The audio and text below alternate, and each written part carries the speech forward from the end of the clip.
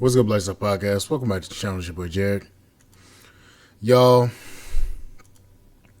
today we're going to talk about this whole situation that happened at the Olympics.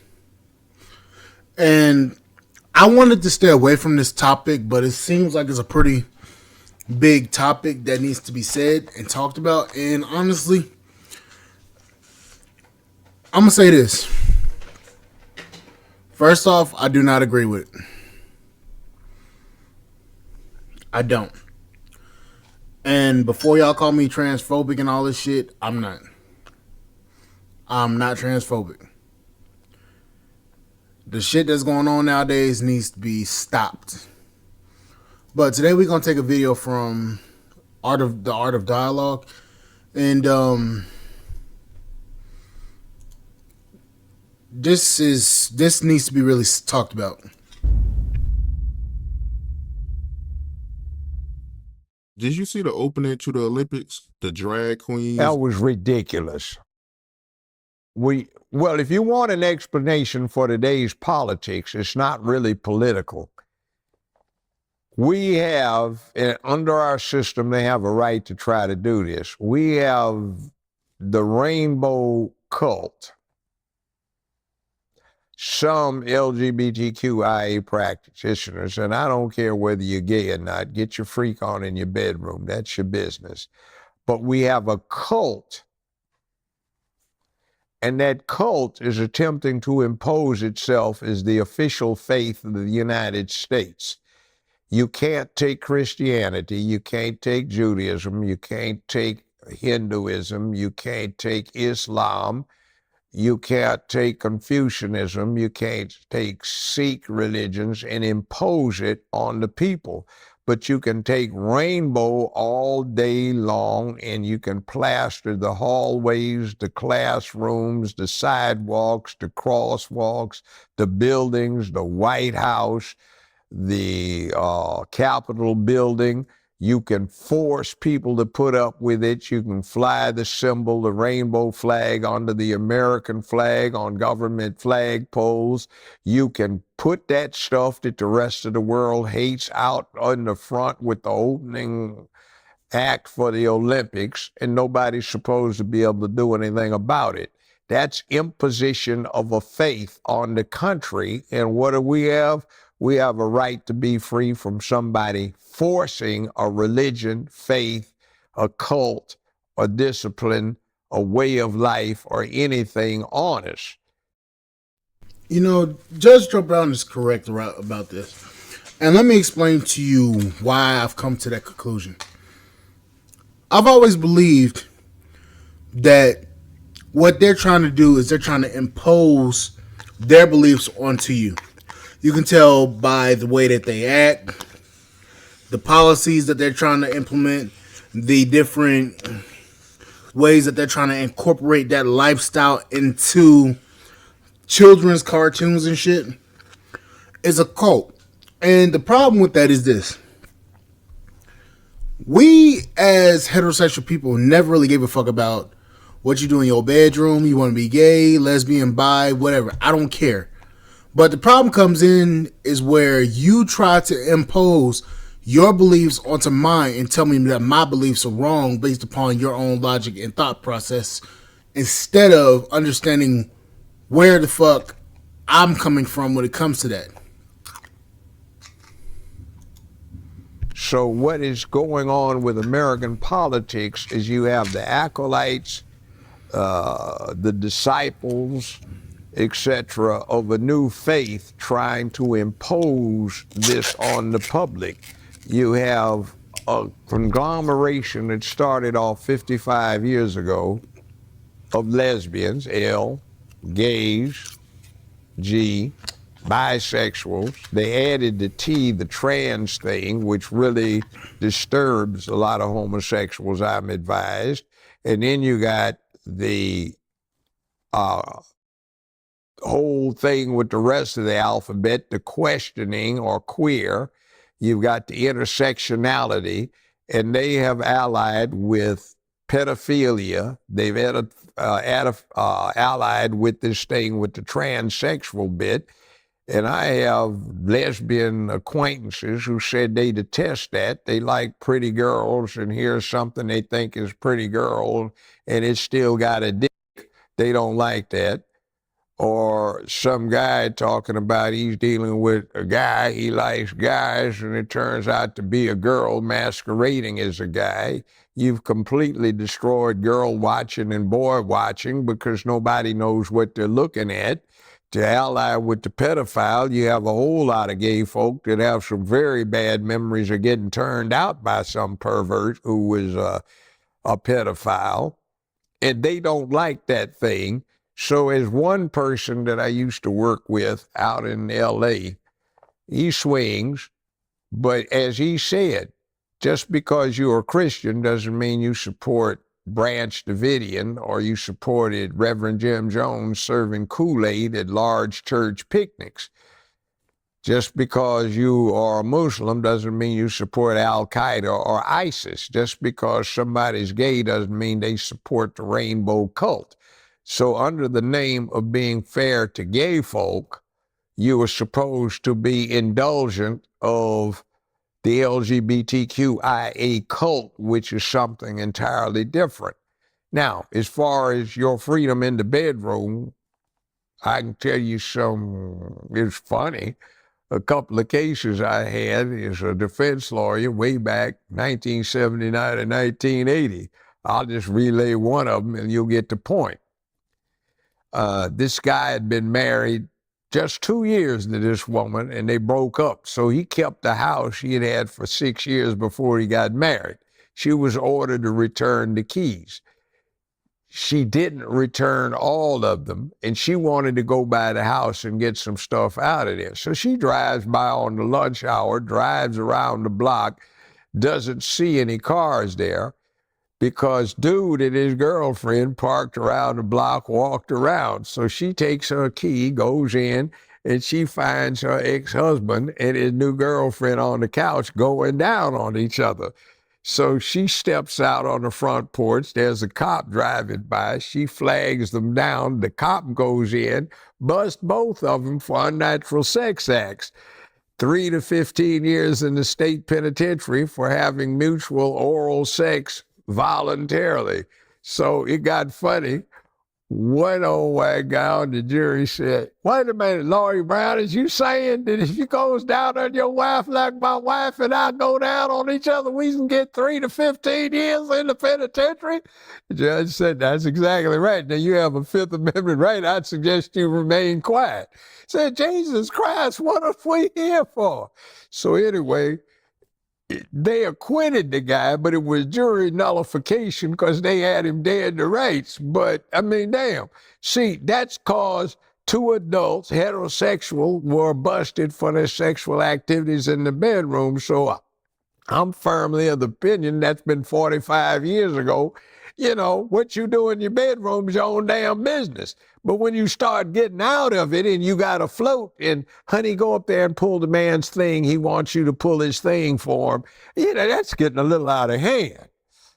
So it is what it is.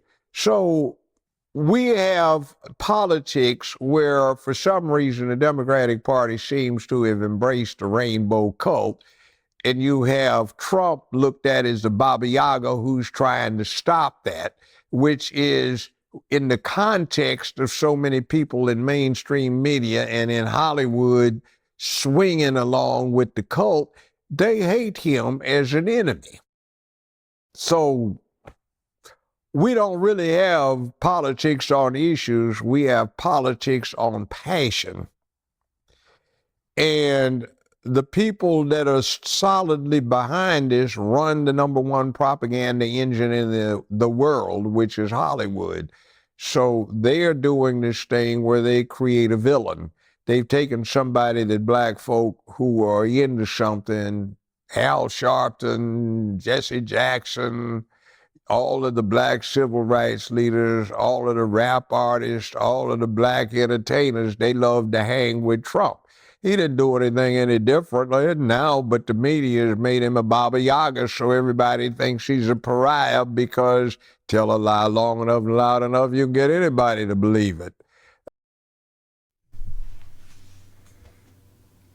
Propaganda, 1. American logic, 0. Excuse me. At this point.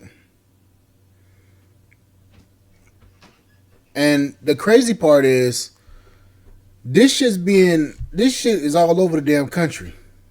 It's not just here in the US. It's all over the place. You have the US trying to influence foreign nations to implement gay rights. I mean, like I said, do what the hell you want to do in bed, do all of that shit, but the problem comes in this situation is to where you do what you want to do, but you're trying to doggone be open and honest with it. Okay, cool. But the problem is when you're trying to force it into somebody's face and stuff it down their throat,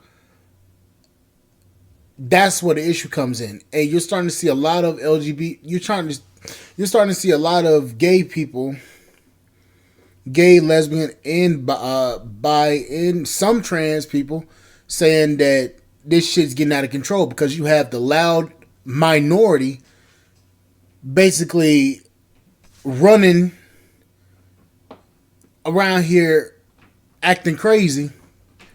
Meanwhile, the people that ain't doing all this shit, they just want to just live in peace, live their truth. I mean, I understand that, live your truth, but the problem is the loud minority is the ones that's fucking it up for all y'all, and I don't have a problem with y'all. So before y'all see and say, "Oh, he's anti this, anti that," no, I'm not. I just personally don't give a damn about what you do in your bedroom. Whatever you do in your bedroom, hunky dory, all that bullshit, cool. I'm cool with you. I got gay friends. I got lesbian friends. I got friends that's turned trans. I got friends. Okay? But that's not my lifestyle. That's not who I am as a person. I don't care who you are. If you're a good person, you're a good person. But the problem is that you got these people that are trying to force this shit down y'all throat. And they've been telling that tale for a long damn time. And we have our loyal people who no longer understand that politics is supposed to be about benefit. Politics to them becomes a team that you can be on, somebody you're supposed to be perpetually loyal to. So if anybody on your team is doing something, you rally around the damn flag, and whatever seems to be offensive to the people that speak for your team, you're supposed to go against, whether or not it makes practical sense for you. Now, black voters need to understand something that black voters used to understand, and every other ethnic group understands. What you do in politics is exclusively about benefits, and every now and then you show a political party that presumes your loyalty that it's not about loyalty, it's about delivering results. So, 4 years, you can spare that even if it's bad, so you go and support the other party just to show one party that you mean business. Now, the black voter has an interesting situation. No matter what the Democratic Party does not do for them, they'll get their support. No matter what the Republican Party may try to do for them, they won't get their support.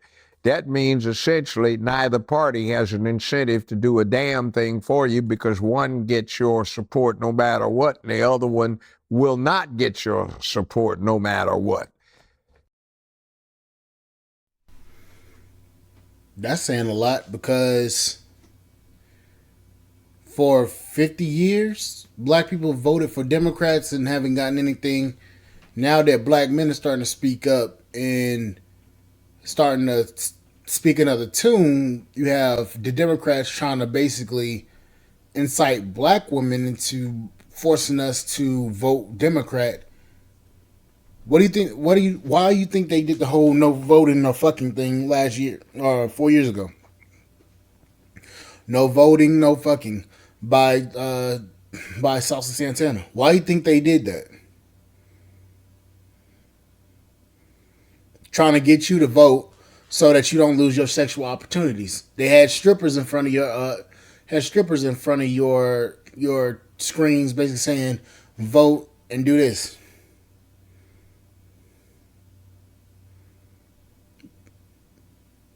Now 2024, you can see a lot of shits happening right now, especially in 2024. You seeing black women basically say, if you don't vote for Kamala Harris, then you ain't black. You're seeing that starting to happen. You're seeing a lot of black people, seeing a lot of people saying black men get in line with black women and vote blue. Starting to see that. Same as last year. You're starting to see white women get behind black women who are supposed to be behind black men, but they're trying to be upfront and big and bold about it. And they're getting led to the slaughterhouse. So in reality, you have the black community being split down the middle between man versus woman. And right now, the men are winning because the women are so lost and so stuck on that whole vote blue no matter who situation that if they vote for this woman, it's going to be it's going to be to their own detriment. We dealt with the same shit when Biden got voted in the first time. When Biden got voted in 2020, when Biden got voted in, nothing got done for the black community. Now it's back to 2024, and Harris is now trying to get the black vote. Meanwhile, this woman ain't done nothing but a damn thing for us. So you just maintain whatever they feel like giving you, and it kind of works out in a strange way. You've seen those commercials for World Wildlife Fund and ASPCA. Oh, poor Oscar. He's chained in his kennel in the backyard, and this winter will be cold and he won't know love. Send $19 a month to ASPCA so this animal can know love. The tiger once used to be king of the jungle, now no more. He's threatened with extinction. Send $19 a month to the World Wildlife Fund. Well, Jamal, he's down and out, and he has been to prison, and he's a victim of white supremacy. Send $19 a month to the Save a Negro Fund so he can know love. You know, it gets downright ridiculous. Yeah, it does. You're right, man. But what was your instant reaction when you seen that at the Olympics? It's like, here it goes. See, I know people abroad, and they tell me what they think about these things. Joseph, what the hell are they doing, man? Do they not understand that we detest and despise this? What are they trying to do to us? I don't know, man. It's crazy, isn't it? So what are you trying to do? This looks like the Catholic Church burning, heretics at the stake. This looks like the Crusades. This looks like jihad. This looks like Exodus, where you exterminated everybody coming up out of Egypt, a form of ethnic cleansing because they didn't believe in monotheism. What is this? This looks like something that doesn't work. This looks like what the Nazis did because you were inconvenient and there was the master race and you were Untermenschen, Untermensch, under people, subhuman. This is what this looks like. That's unique because as we're looking around and we're seeing people from other races, other countries, they're holding strong on their beliefs when it comes to a lot of this stuff. Kenya held strong, and they said no.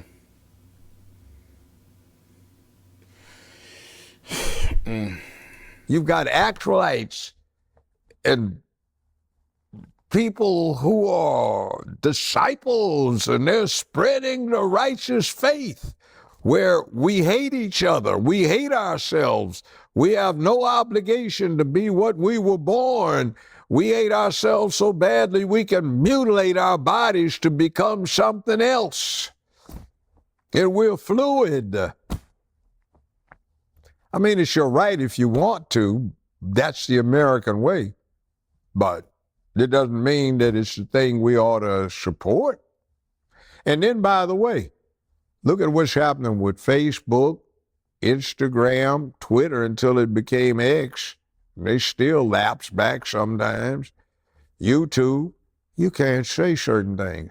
Not where it's pornographic. You can have full frontal nudity, in and out, all kinds of freak, perverted stuff. It doesn't make anybody any difference. But say something that's outside of the party line and you get slapped down, restricted, you get demonetized and every other damn thing. YouTube banned me permanently. Not YouTube, Facebook banned me permanently. I had the maximum number of friends, and guess what? I'd never posted anything. They did it because they said I wasn't me, and then I kept insisting, and they said it was because of my postings on X. And I've never posted anything pornographic. It's always been political or social commentary. So, in other words, you can't say that kind of thing that the First Amendment is designed to protect. Here's the thing, and Judge Joe Brown, I think he knows this, but each company that we post on is a privatized company. They're in the business of making money. So if you say something that's outside the party lines and it brings heat to the company that you posted to and your associated profiles on another website, that can deem you to be blocked and banned. That's the reason why that's the reason why I don't say certain things. That's the exact reason why I don't say certain things. Because when it comes down to it, you say something about them, a particular protected group. You say something about them. You could get banned just for having an opposing opinion.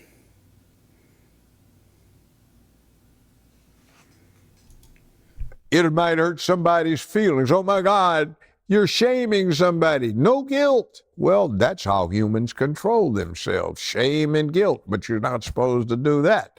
So anything you want to do is okay. Just go do it.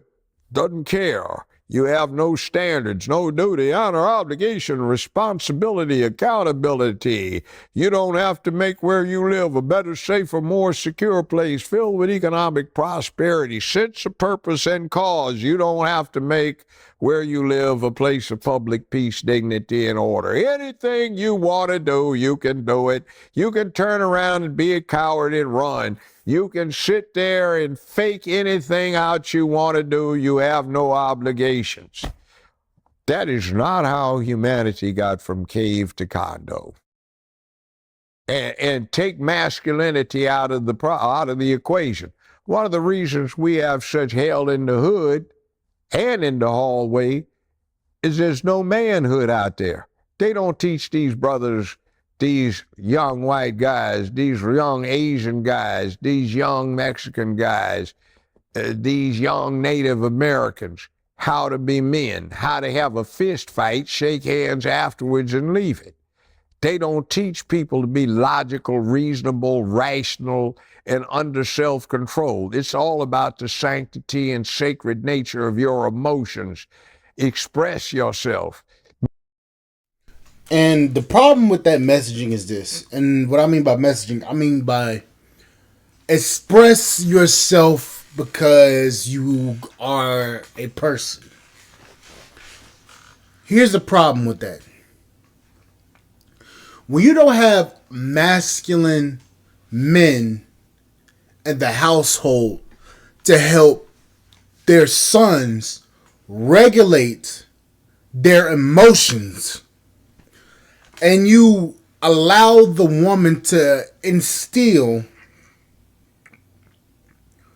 her ways of dealing with stress and her emotions by allowing her to express her emotions as lashing out and stuff like that, and you instill those traits into a boy that eventually grows into a man, what comes out of that is a situation to where you have testosterone, an emotional boy, and no self-control. That in turn turned into chaos. The reason why needs to be said is because the way that this world is today, there are way too many sensitive ass men out here, and too many men that are out here crying instead of dealing with the situation, learning from it, and growing. They're too busy crying about it and waiting for something to happen instead of actually learning from the situation and growing as a man. Admittedly, I've had issues with that in the past and present still. I have issues with that. But the thing is, I'm willing to learn. I have people in my corner. I have people at work. I have people at home. I have people in my family that keeps me level-headed and mindful. I have you guys that keeps me level-headed and humble and focused on the goal at hand. You don't have many guys like me out there in today's world. I think of everything through a logical sense, and most of these young men don't think about things logically. Hence why I can say the shit I say. And when y'all come for me in the conversation, I may fucking roast your ass in the conversation, but I still listen to reason. Men need to learn to be in touch with their emotions, to cry and shout and let it all hang out instead of being so uptight and under such self-control. Now, last I checked, all of these animals, species, and stuff are endangered. Why? Because we are killing them, right? We kill better than anything else ever been on this planet. It's in our DNA. We are the apex predator on the planet Earth. We eat anything we feel like eating, kill anything we feel like killing for sport. There's nothing that can resist us. Bacteria may take us out, but you can't see them. So this thing that kills better than anything else, it's going to be like any other predator. It kills itself. Lions kill each other, tigers kill each other, panthers kill each other, alligators and crocodiles kill each other, sharks kill each other, etc. You name it. How do they deal with maintaining some stability within their species without killing themselves off? They have culture which may be very primitive or more complicated. But we teach these cultures. It's socialization and acculturation. When you do not acculturate and socialize the male child from infancy about the duty and obligations and accountabilities of being a man who is part of the apex predator caste for the planet Earth, you have trouble. You want to protect him, but if you don't condition him to what's inside of him, that ravening beast that can kill all other beasts is going to still be there, and it comes out when least expected. That's what I was talking about, what happens out there on the streets when you got cop and citizen out there. We don't teach people how to deal with that beast anymore, so it's in hiding, and it comes, and then it goes at each other.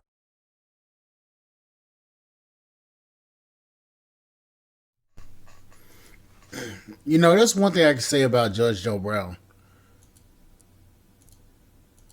As an older black man, I can agree with a lot of the stuff that he says because I've had to learn myself how to control my anger, how to control all these different things that I have going on within inside of me. I have to, as a man, have to control myself. I have to control myself to not get too angry, to lash out, to do anything, because I know as a black man, I'm already looked at as a threat. As a man, I'm looked at as a threat as well. So if I decide to go out and get up out of my body and decide to go out here and rage war, I'm gonna be deemed as a hostile entity, and I'm gonna be dealt with as a hostile entity. A lot of these boys are not taught that. Black boys, let me explain something to y'all. As a black boy, as a black man, you have to realize that you are automatically looked at as a threat regardless of your age, regardless of your status, regardless of your lifestyle, regardless of anything that other people don't have to worry about. You're going to be looked at as that because you are a black man. They fear you. Okay? They fear you because you are stronger, you are dominant, you are smart. You are smarter than a lot of people. But the problem is, we use our smartness for stupid shit all the time. Okay? We use our smartness for stupid shit all the time. We go out here, do all this damn shit to fuck our lives up, go out there, get a record and shit, and we can't do the things we want to do. That's changing, but it was what happened before. But we as men have to understand that when it comes down to a situation as to us being intelligent, we can do a lot of things, but we have to focus and put our mind to it to actually become that. I'm over here designing a military aircraft, okay? I'm over here designing a military aircraft, hopefully a 7th generation aircraft or 8th generation aircraft. Technological advanced fighter craft. I'm designing it. I'm using my brains and my smartness to produce something that could potentially change the world. There's other black men that's producing businesses and producing technology that could potentially change the world.